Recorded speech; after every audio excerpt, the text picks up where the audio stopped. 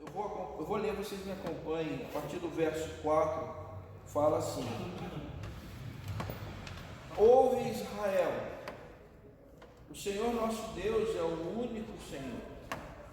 Amarás, pois, o Senhor teu Deus de todo o teu coração, de toda a tua alma e de toda a tua força. Estas palavras que hoje te ordeno estarão no teu coração. Tu as inculcarás a teus filhos, e delas falarás, assentado em tua casa, andando pelo caminho, e ao deitar-te e ao levantar-te. Também as atarás como sinal na tua mão, e te serão por frontal entre os olhos, e as escreverás nos umbrais de tua casa e nas tuas portas.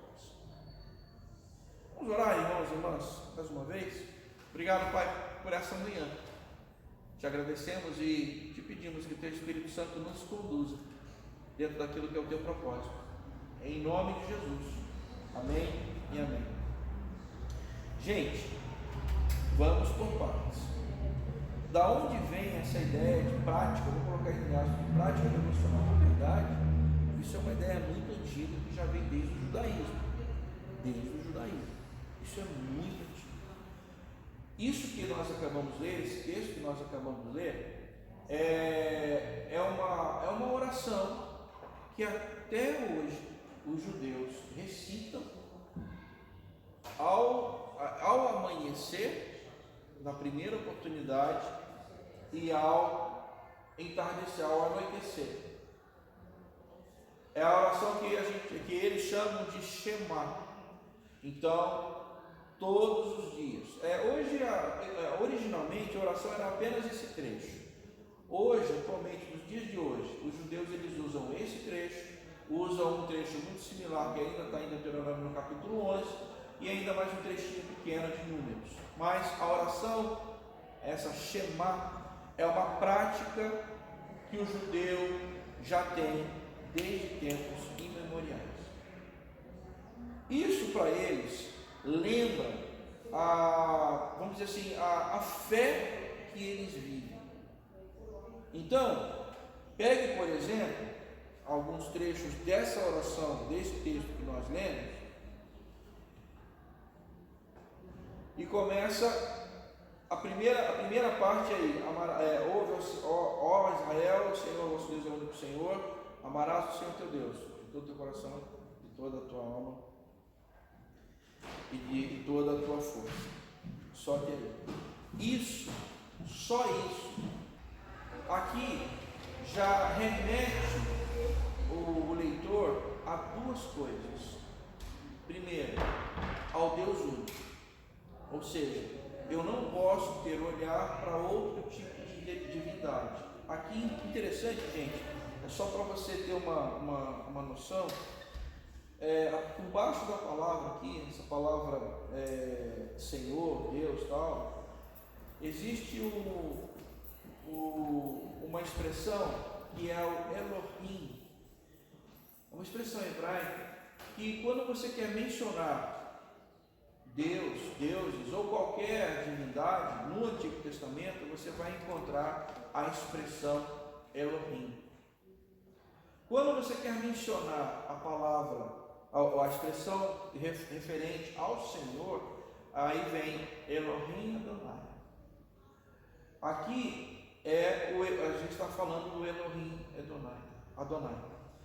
E há uma diferença porque existem outros deuses e embutido nisso, aqui o texto, ele faz com que a gente entenda e reconheça que existem outras divindades.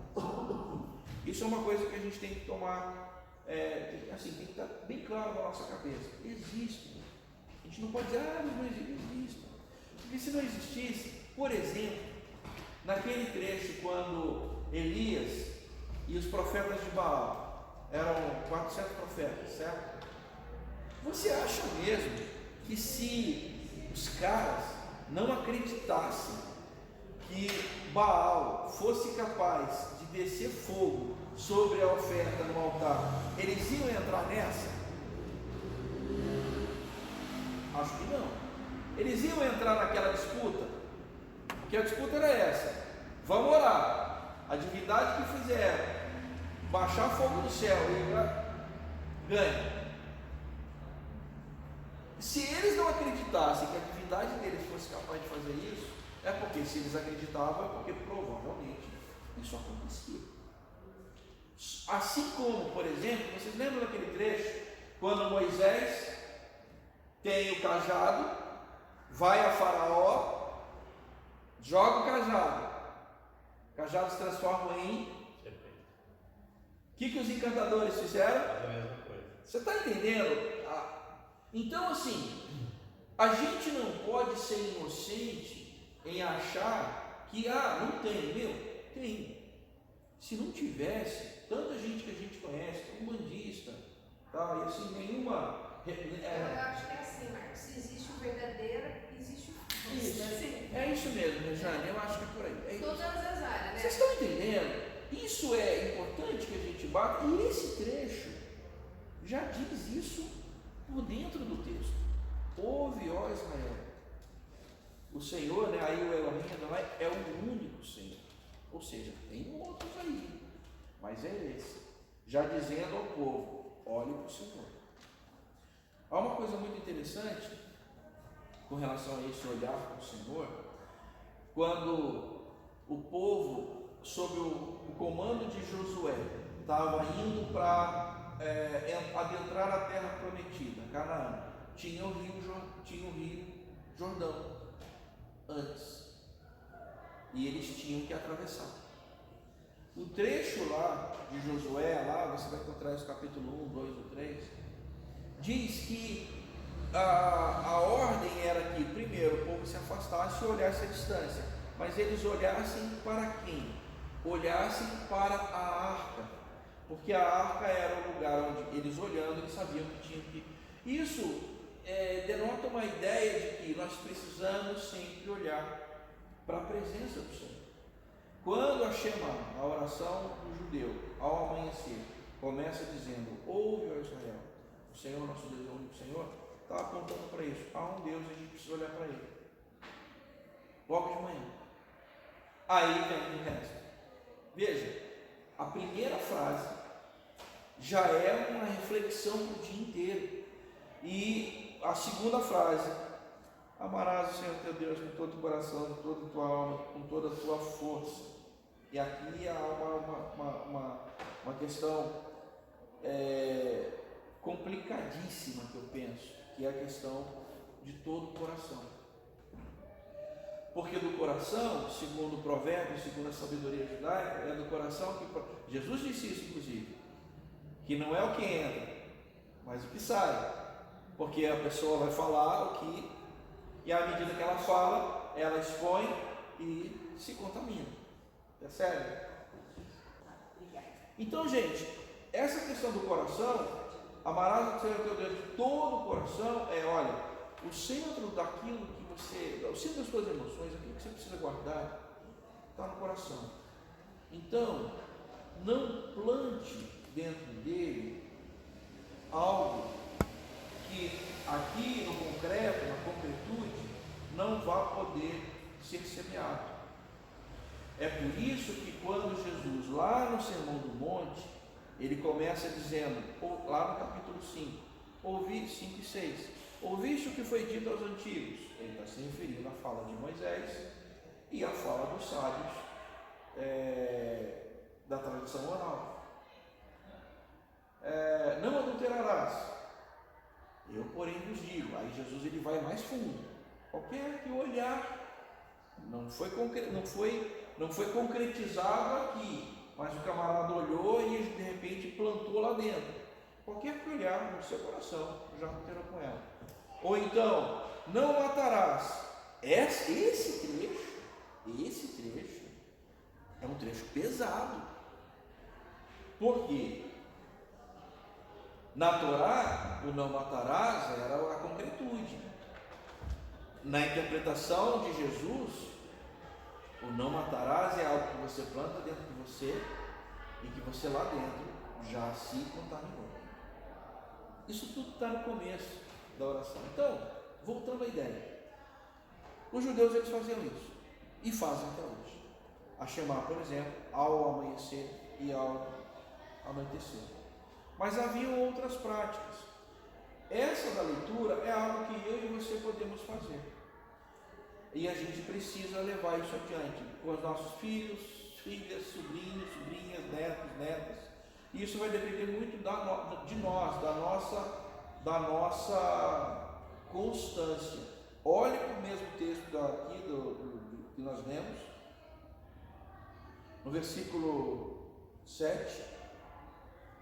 A minha tradução fala: tu as inculcarás. Eu estou com uma outra tradução aqui, fala: ensinarás com zelo e perseverança. Na de vocês tem alguma coisa parecida ou diferente? Qual é a ideia? A ideia é que falar da palavra, e aqui, gente, a questão olha, gente, isso é um negócio tão, como é que eu diria?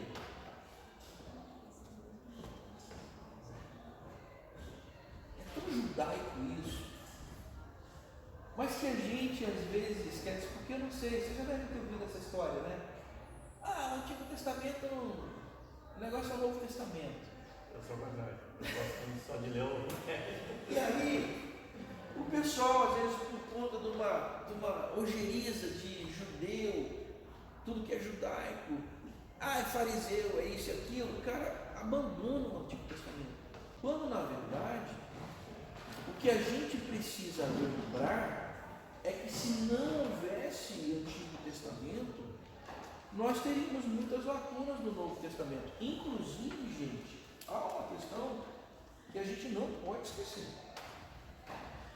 A primeira, Jesus, ele até hoje pelos judeus, não é que eles rejeitam Jesus como figura, eles rejeitam Jesus como Cristo ou Messias. Esquece isso. Não vai haver confluência. Esquece. Aliás, como profeta. o aceitam como um grande rabi e um grande profeta. A figura de Jesus, Jesus ele era um mestre entendido, muito entendido na Escritura, muito entendido. A interpretação que ele faz, que ele propõe da lei, da Torá, é profunda. Há um livro, se vocês quiserem dar uma caçada, é um livro meio raro, mas talvez vocês o encontrem. É de um rabino chamado Jacob Neusner. O nome do livro é Um Rabino Conversa com Jesus. E ele simula um diálogo com o Jesus de Mateus. O livro é pequeno, tem cerca de 150 páginas, mas é um diálogo interessantíssimo. E nesse livro é muito curioso que ele reconhece a figura de Jesus como um rabi, como um grande mestre, e reconhece a interpretação que ele propõe da Torá, conforme lá o Sermão do Monte. É um negócio, lá pelo capítulo 5, 6, gente, é um negócio de chorar. Eu chorei. É um livro denso. Um rabino conversa com Jesus. Um rabino conversa com Jesus. Mas ele reconhece Jesus como você falou, como um rabino, como um irmão e como um profeta. Um rabino, um irmão, um judeu mesmo, mas que algumas coisas, porque eles não entram no mérito das curas, dos milagres, da ressurreição, da paixão. Isso que eu achei interessante na entrevista. Ele frisa muito a morte de Jesus, mas em nenhum momento ele menciona a ressurreição. Isso. Já o Jacob Neusner, nesse livro, ele fala um pouco dessa ressurreição. Parecia que ele queria fazer parecer que Jesus morreu e que ele estava acabado, igual qualquer outra pessoa que morreu. Isso. E que não tinha ressuscitado. Mas aí, como eu estava falando, voltando, qual é a ideia? A ideia é, olha, no nosso Novo Testamento, eu tenho a vida de Jesus, as suas falas, os seus ensinamentos, e depois eu tenho uma história em Atos, e depois eu tenho a interpretação do rabino, do grande mestre Paulo. Boa parte do que Paulo diz, gente, é Torá é lei, é Antigo Testamento purinho, estado bruto mesmo ali, ó, tá ali. Por isso que quando a gente ouve essa fala, o Antigo Testamento, a gente tem que ignorar porque estamos vivendo o tempo da graça, esquece o Antigo Testamento que é o tempo da lei. Cara, então, quando a gente lê essa oração, essa recitação aqui, logo pela manhã, a gente lembra dessas coisas. Amarás ao teu Deus de todo o teu coração. Olha, de todo o teu coração é de todo o teu coração. Ou seja, cuidado com o que está ali. Guarda aquilo ali. Porque o que você colocar ali dentro, velho, vai. Se for coisa ruim, vai dar ruim. Se for coisa boa, dá bom. Parece simples, né, gente? A gente se propôs a conversar um pouquinho sobre algumas práticas, já que a gente está começando um ano novo, algumas práticas que a gente pode resgatar e ensinar aos nossos filhos, filhas, sobrinhos, sobrinhas, a caminhada, gente nova na fé, a retomar. Entre elas, a gente estava falando aqui, a leitura pela manhã, que eu brinquei aqui, que eu perguntei, outro dia eu falei sobre devocional para alguém, que era novo de igreja, 10 anos, novo de igreja, a pessoa falou assim, desculpa a minha ignorância, mas o que é devocional? Ela me perguntou. Aí, porque a gente perdeu a prática. E aí, logo de manhã, falando dessas coisas, cuidando do coração, aí a gente para pensar na nossa prática, como que a gente está vendo no dia a dia. De novo, aquela história, né? Quanto tempo se fica na frente ou do TikTok, Face, Whats, séries, YouTube e por aí vai? Muito tempo. Quanto tempo a gente perde colocando aqui dentro, enfiando na memória coisas que depois vão ficar ali, trabalhando em segundo plano. Tipo eu vou usar essa expressão, né, da informática, tipo um vírus que está ali trabalhando em segundo plano dentro do teu sistema operacional e você não está nem vendo. Mas isso que você está implantando, você está colocando dentro do coração. Aí, valores a valores, um após o outro, são inculcados, tal qual a Bíblia diz, inculcados dentro do camarada ao longo de um dia, 2 dias, uma semana, 2 semanas. Aí quando os nossos meninos, as nossas meninas, nossa moçada vem para o templo, primeiro, ele não está acostumado a ficar tanto tempo parado para ouvir alguma coisa. Segundo, ele vai achar chato, não vai querer. E outro, o que é o templo? Essa convivência de tempo, quanto tempo a gente fica aqui? 1 hora, 1 hora e meia? Vá. O culto demorou muito, 2 horas, demorou muito. Mas durante a semana ele ficou 4, 5 horas por dia recebendo informação. Isso aqui não vai nem fazer diferença. Aí, voltamos, o que a oração aqui, essa fala diz? Tu as inculcarás ou ensinarás elas a mente. Em que momento? Olhe para o texto, Deuteronômio 6, 7, 8 e 9. Vamos lá. Assentado em casa,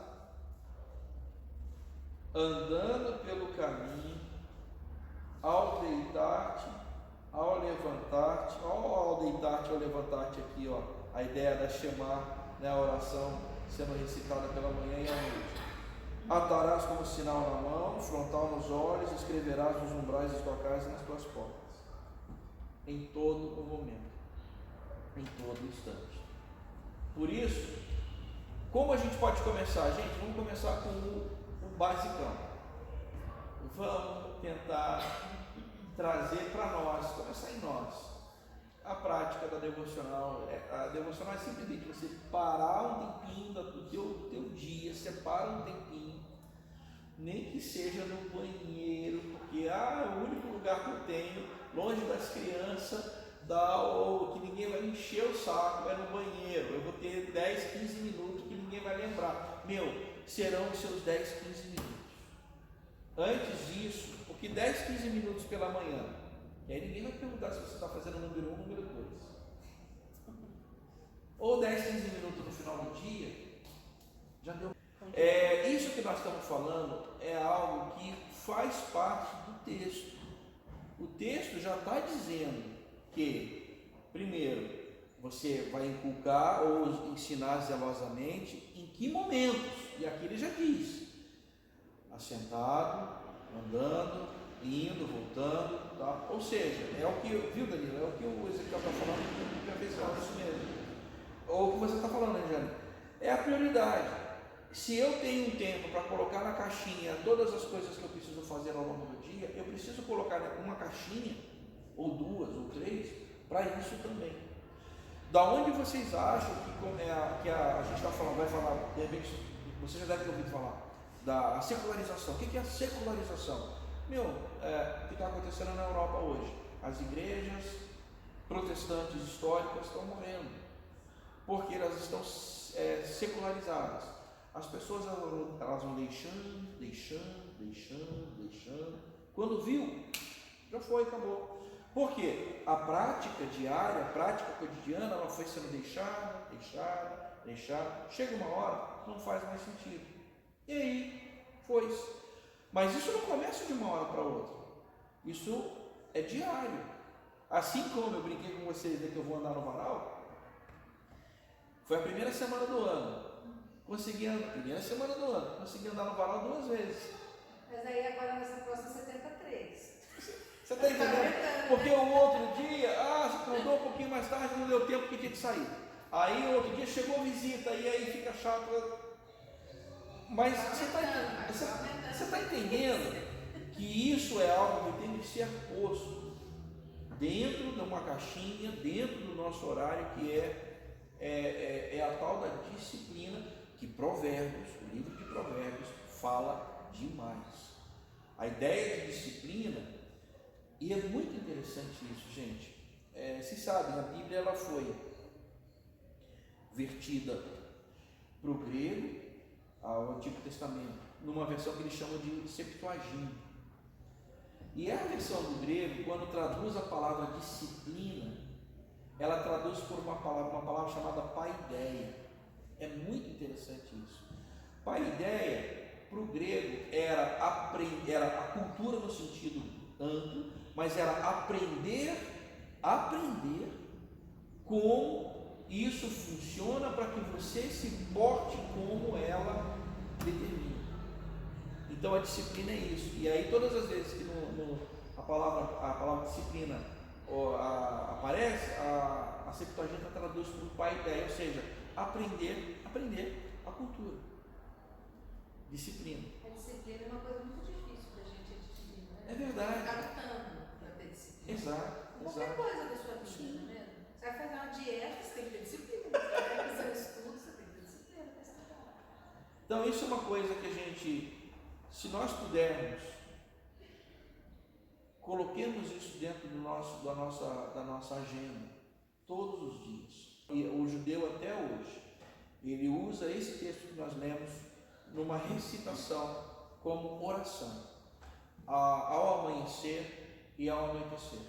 Todos os dias. Então todos os dias ele vai parar para ler um trecho, eventualmente ele vai orar de manhã e no final do dia. Se a gente conseguisse fazer isso, sozinho já seria top. Em família seria top das galáxias, modo fim. Isso é uma primeira coisa, que precisamos separar esse tempo. Isso é importante. Segunda coisa que eu queria sugerir para vocês diz respeito à própria leitura. Muitas vezes, diferentemente, nem todo mundo tem no cenáculo, mas lá em casa a gente tem no cenáculo, a gente assina. Se você puder, assine o no cenáculo. É barato, gente. Se você for comer um salgado aqui na pastelaria do meu Gucci lá do centro do mercado. Gente, se você sentar para tomar um refrigerante, já é o valor da assinatura do Senac. Então vale a pena, é uma assinatura anual. E o Senac ele traz um trecho de leitura, ele traz um breve testemunho de alguém, de alguma parte do mundo, traz uma oração para você não quiser orar, você recita a oração, e um motivo de reflexão no dia a dia, e um propósito de oração.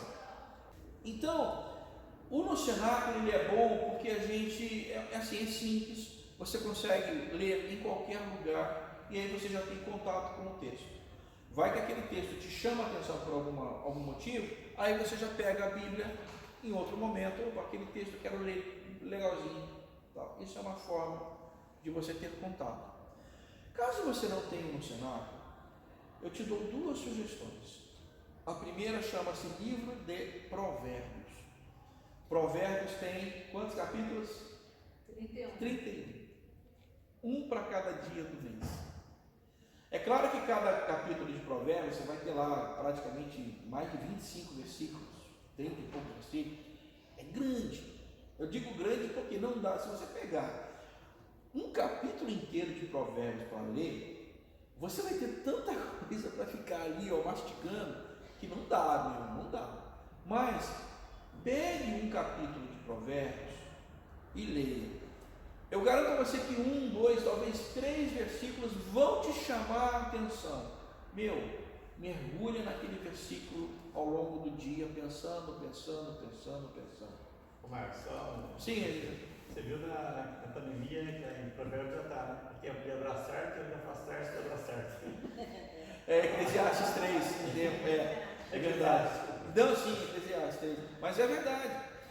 Provérbio, gente, é um negócio tão bacana que ele ensina coisas relacionadas ao trato no dia a dia, relacionamentos. Por exemplo, tem um que eu gosto, não te tornes frequente na casa do teu próximo, para que porventura ele não se enfade de ti. Ou seja, em outras palavras, tem esse mancol, cara. E aí a gente aprende a falar na linguagem nossa aquilo que está na sabedoria judaica. Assim como tem outra, por favor, mulheres, está lá, tá? É melhor morar no canto do eirado, lá no cantinho da casa, lá à beira do que com a mulher rixosa sob o mesmo teto. Não tem um que é de goteira? O gotejar contínuo, assim são como é que é? A reclamação, né? As queixas da mulher, né? Mas também dá com relação a planejamento financeiro, familiar. Tem um que eu gosto muito. Tem de fiador. Não te torne fiador de dívidas, porque se não tens com que pagar, por que te arriscarias a arrancarem a cama de debaixo de ti, né? E é o Sermão do Monte, gente, o Sermão do Monte, que traz algumas pérolas. Algumas delas, por exemplo, eu gosto muito, porque num tempo em que nós vivemos numa sociedade de muita ansiedade, extrema ansiedade, palavras como aquelas que estão lá em Mateus 6, a partir do verso 25 e 26, diz lá: não andeis ansiosos. E aí começa: olhai os lírios do campo, olhai as aves do céu. E aí ele traz porque o que ele fala eu diria, é um encantamento no sentido assim, ele é um poeta falando. Nem Salomão se vestiu como ele. Quando você para para pensar, que legal, né, cara? Mas eu preciso comprar minha roupa. E aí vem de novo, entende?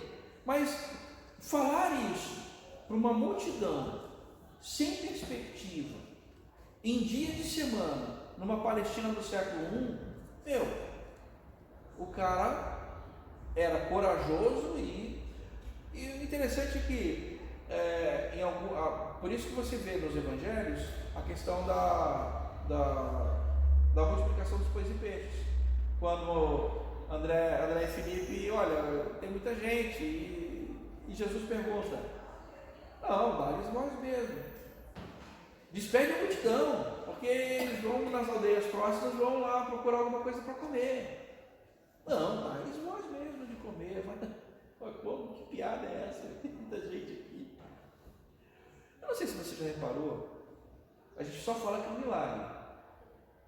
Mas o texto não diz como esse milagre aconteceu. Só diz simplesmente que Jesus, ele abençoa os 5 pães e 2 peixinhos, E agradece, né? Dá graças e, né, distribui.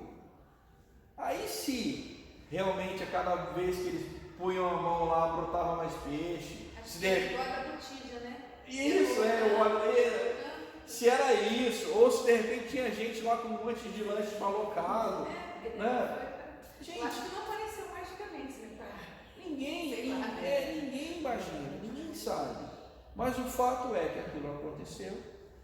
E aí aquela multidão, quando ele fala, não andeis ansiosos por coisa alguma tal, e aí fala, olhai os lírios do céu, olhai as aves do céu e olhai os lírios do campo.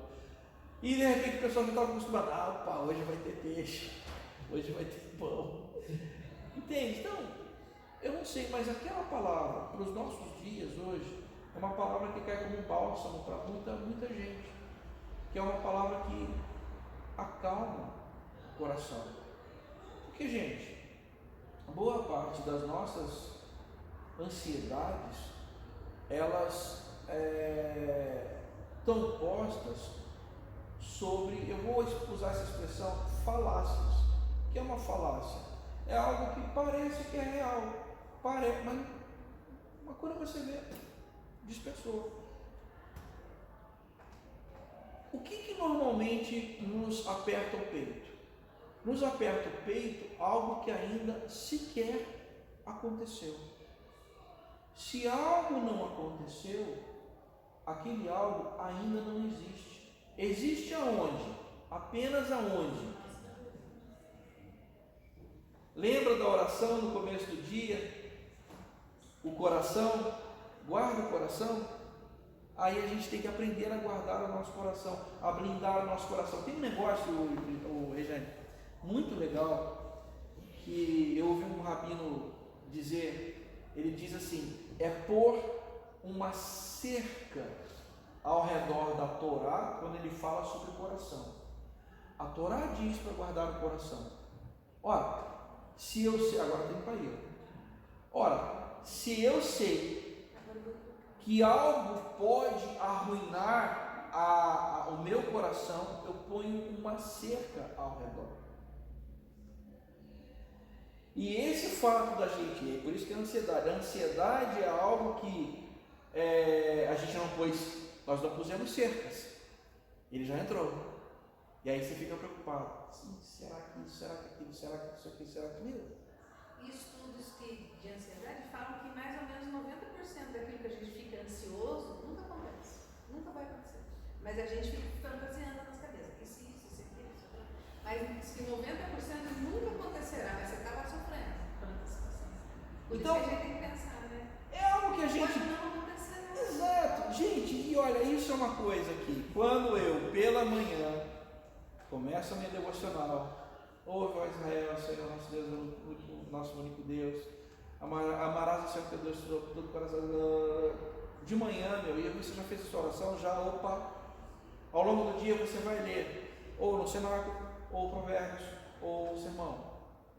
No final do dia você vai de novo para a oração.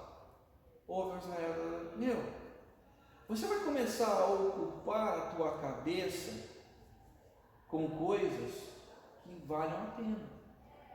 O que Paulo diz? Tudo que é lícito, tudo que é de boa fama, se há algum louvor, nisso, pensai. Ou então, de novo, o Rabi Paulo falando, Romanos 12, no capítulo 12, verso 1 e 2. Rogo-vos, pois, irmãos, para que apresenteis os vossos corpos por sacrifício vivo, santo e agradável. E aí no verso 2, oferecer ao Senhor o seu culto racional, transformai-vos pela renovação da vossa mente. Vamos abrir lá Romanos 12, que Eu vou abrir estou com uma tradução interessantíssima aqui. Romanos capítulo 12, verso 1 e 2. Romanos 12, 1 e 2. Verso 2. Romanos 12, 2. E não vos conformeis com este século ou com este mundo, mas transformai-vos pela renovação de quem? Das suas mentes, do seu entendimento. Aí, gente, deixa eu só pegar uma coisa aqui, só para confirmar a minha impressão. Um momentinho, por favor. Aí vocês estão vendo a dificuldade que é quando a gente deixa os nossos ficarem literalmente morando dentro dos TikTok, dos Face, dos Insta,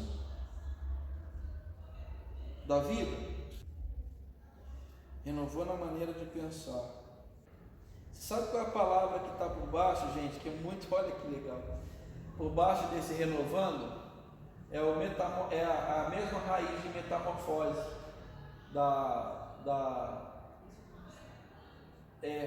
transformai-vos, né? Renovando é a metamorfose. Gente, muito legal. Então, nossa devocional pela manhã, leitura, Deuteronômio 6, é o que eu estou sugerindo. Pode ser outro, tá, gente? Pode ser o Pai Nosso.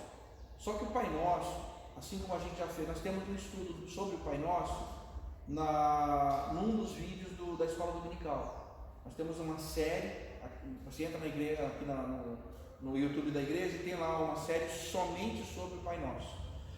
O Pai Nosso, eu acho ele muito denso, é muito intenso.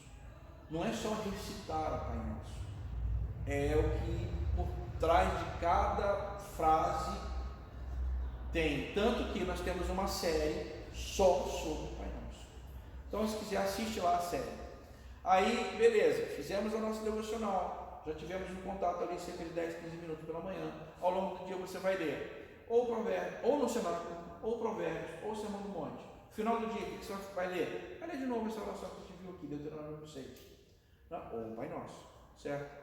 Só nessa brincadeira, você já vai ter tido quase ou praticamente uma hora. Parece que não, gente, mas é isso mesmo.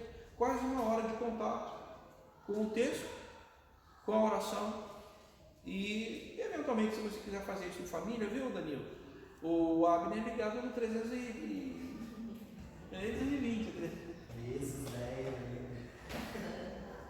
Meu, senta com ele. Deixa eu contar para vocês uma coisa. O pessoal que já me ouviu falar, já me ouviu falar essa história 55 vezes. Mas a Regina já deve ter ouvido falar a história, porque ela vai lá tomar água. A minha mãe, ela já faleceu há muitos anos, ela faleceu em 92. Minha mãe era metodista. E a minha família toda era daqui de Taubaté. Minha mãe, inclusive, frequentava essa igreja local quando era criança. O Sr. João brinca, né, que conheceu meu avô, aquela história toda. Eu fui para o Rio com 7 meses. Então, na verdade, eu cresci no Rio. Eu vim para cá, voltei para cá, quando eu passei no concurso público em Tremembé, cerca de, tinha em 2005 ou 2006. E foi quando realmente aí eu aterrisei aqui na cidade. Mas até então, a minha mãe, ela tinha uma prática que aprendeu dos metodistas aqui, que aprendeu do meu avô, todas as noites. Ela orava, ela recitava, né, lia comigo, ou o Salmo 23, ou o Salmo 91, que habita no esconderijo do Altíssimo, diz o Senhor, né, e por aí vai. Todos os dias. E no final orava o Pai Nosso. De manhã ela acordava, orava e eu ia para a escola. Todos os dias. Essa prática acabou quando aí eu fui para o ensino, no meio do ensino fundamental para o médio, aí a gente fica grande, fica bobo e não quer mais. Até hoje eu lembro daquilo. E isso para mim me marcava, porque era um tempo que eu tinha com ela, porque ela trabalhava, Eu praticamente não ficava com ela o dia inteiro. Então era um tempo pequeno, mas eu tinha um tempo com ela. Claro que naquele tempo não tinha celular, não tinha nada disso. Mas era um tempo que nós tínhamos. Eu me lembro que minha mãe falava assim: agora meu filho, vai dormir, porque amanhã você precisa acordar para estudar, você vai ser um grande homem. E todo dia batia isso. Parece bobagem, gente, mas essas palavras, quando a gente inculca na cabeça da criança, isso fica marcado, de modo que eu tive a minha experiência com Cristo já com meus 17 para 18 anos, muitos anos depois, numa igreja metodista lá no Rio de Janeiro, em Santa Cruz. E aí, quando eu tive a minha experiência, eu lembrei de tudo aquilo que eu tinha aprendido no tempo quando eu era criança. Isso fica gravado. Então, parece que não, mas 15 minutos, 10, 15 minutos que você fica com ele, e é importante que você faça isso. É que a criança não pode ser muito longa. Não pode, senão. Fala, Rê. Tem um versículo que diz que a boca fala daquilo que deixei o coração, mas tem também um que eu não lembro do livro inteiro, mas aquilo que está no seu coração, assim o homem é. Sim, sim, existe. Sim. Se não me engano, é Provérbios. Assim como ele pensa no seu coração, assim ele é.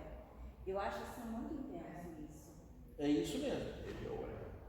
É aquele versículo que na nova tradução, da linguagem de hoje, fala que a sua vida, os seus pensamentos dirigem sua vida. Se eu não me engano, traduziu assim. Provérbios 23, 7. Provérbios 23, 7. O texto diz: porque como imagina em sua alma, assim ele é. É isso mesmo. Eu acho muito forte. É. Então, gente, isso foi uma prática. Você imaginou exatamente o que sua mãe falou. Não, gente, isso de certa maneira vai ficando. Aqui, ó, olha o meu tamanho. Mas vocês percebem, isso é uma coisa, gente, que é muito importante, porque é um tempo de convívio que você vai ter com ele, com ela, pequeno, mas o que vai valer é a constância daquele encontro, porque quando ele já tiver com uma certa idade, ele vai lembrar daquilo. Agora, se não tem encontro nenhum, é a repetição que faz, né? exato. Por isso que a oração aqui, a Shema, como a gente aprendeu, fala: tu as inculcarás andando, assentado, indo, voltando, colocarás nos umbrais da porta, e etc. A minha agora ela tá no tal de assistir aquele filme de Moisés, que assiste todo dia. Aquele Príncipe do Egito. Quer assistir todo dia. Mas vou assistir o Príncipe do Egito? Mas vou assistir todo dia que assistir o Príncipe do Egito. Tem uma série, acho que é Chosen. The Chosen. Também. Mas aí eu vou explicando pra ela, daí ela viu passando sangue assim nas portas, sabe? Aí eu expliquei o que significava aquilo, por que o ano passou, tem que explicar. Gente, isso é muito legal. E ela tá guardando isso na cabecinha dela pelo desenho, sabe? Muito legal, isso é muito legal. E olha, vale para todos nós. Vale para os nossos menores, vale para a nossa vida como casal, né, como família. Então, vocês que estão aí, né, casais, usem isso, façam isso, porque vale, gente, vale. Por fim, além da leitura, da oração, eu chamo a tua atenção a uma prática que não caiu em desuso, que é o jejum. Os judeus, por exemplo, jejum até hoje. Os primeiros cristãos, eles jejuavam às quartas e sextas-feiras. O pessoal do movimento wesleyano, o movimento Wesley, jejuava também agora não me recordo se eram as terças e quintas, quartas e sextas, não me recordo, fugiu, mas também 2 vezes por semana. E o jejum do pessoal do movimento wesleyano ia até às 3 da tarde, até a oração da tarde. Por que o jejum é importante? Entre algumas coisas, o jejum é importante porque quando você faz o jejum, você vai ter dor de cabeça, você vai ter mal-estar, você vai se sentir mais fraquinho, você vai, e tudo isso é lindo para você orar, porque você vai se perceber o quanto eu e você somos frágeis. Com a prática, você vai percebendo também que você vai ficando sensível a algumas outras coisas. Então, Simplesmente comece, gente. O jejum é algo que você pode simplesmente começar. De que maneira? Estabeleça um horário. Eu vou tirar uma refeição no meu dia. Seja o café, seja o almoço, tira uma refeição. E aí você, dentro do jejum, você vai poder estabelecer, vai fazer parcial ou total. O parcial, você só vai tomar água. É água, gente. Não é suquinho de uva, de laranja. Não é um açaí com cupuaçu. Não, mas está sem complemento. Não é. Não é jejum de elite. Licença um pouquinho. Você falou sobre o jejum parcial, mas existe isso na Bíblia? O parcial sem água. Olha, pegue, por exemplo, vamos lá. Porque eu só vi falar total, né? A expressão parcial, como eu estou falando, não tem. Mas, deixa eu só pegar aqui. Quem fez total foi Moisés, nem água nem comida. Não, total porque é parcial que eu estou falando. Como que é esse parcial? Me explica. Não, é você não comer, você apenas beber. Ah, tá. É. Bom. Eu estou pensando que pode comer alguma coisa. Não. Por isso que eu estou pensando, falei, mas que estranho, será que tira alguma coisa e outra não? Tá. Parcial seria a água, né? Isso.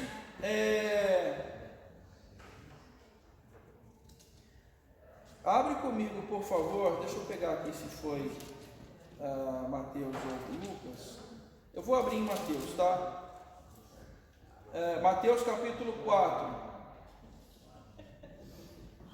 Coisa que eu estava fazendo propaganda aqui, que a água A água foi, foi né? Deus, a água essa besta aqui. A água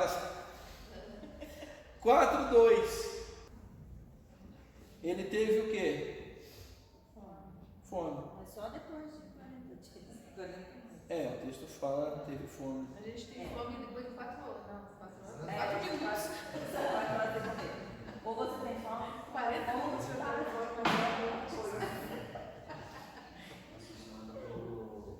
Mas aqui fala que depois de jejuar 40 dias e 40 noites, teve fome. Teve fome. E aí a gente supõe que o jejum era parcial, porque ele deve ter tomado água, mas não. A gente supõe. Podemos falar. Mas Porque pode não não ser também. Porque no caso de Moisés, a expressão Ele lá bebeu fala, água, nem não comeu, durante os quais nem não comeu nem bebeu. Então é muito explícito. Mas enfim, o jejum é algo que você pode fazer parcial, apenas água. Você pode retirar um alimento e você estabelece qual o horário. Normalmente. Oi? O jejum é um sacrifício, né? Ele acaba sendo para nós um. Então, mas é o único sacrifício que tem algum valor na vida. O jejum ele é conhecido como uma disciplina espiritual. Então, vendo desse modo, porque a disciplina é aquilo que você se dispôs, né? Vamos dizer, como sacrifício. O que o pessoal faz às vezes, a gente pode chamar de voto, que é o caso dos nazireus. O nazireu de Sansão e outros mais, eles se abstinham de bebida alcoólica, vinho. Aí ele retira isso da. Então ele fez um voto. Então, um voto. Mas não adianta se abster daquilo que você não gosta. Eu vou me abster de. Eu vou me abster de chouriço, porque, né? Não quero comer doisinho. Mas você nem come. E esse Gente. voto de não cortar o cabelo, Também um da voto. satisfação, Também um voto. Era o voto nazireu. Ele não podia cortar o cabelo nem beber bebida alcoólica. Esse voto de nazireu do cabelo era para qualquer nazireu? Ou era só do Sansão? Não, qualquer nazireu era isso, nazireu. E aí ele fazia isso dentro de um período, né? Então, passava o período, ele poderia, né? Interessante que Paulo fez o contrário, o voto de rapar a cabeça. Exato, é um voto, fez o voto, rapava a cabeça. Então isso é voto. Então quando alguém fala, vou fazer um jejum de, sei lá, de Coca-Cola. Quem não gosta de Coca-Cola? Vou fazer um jejum. Não, você não está fazendo um jejum.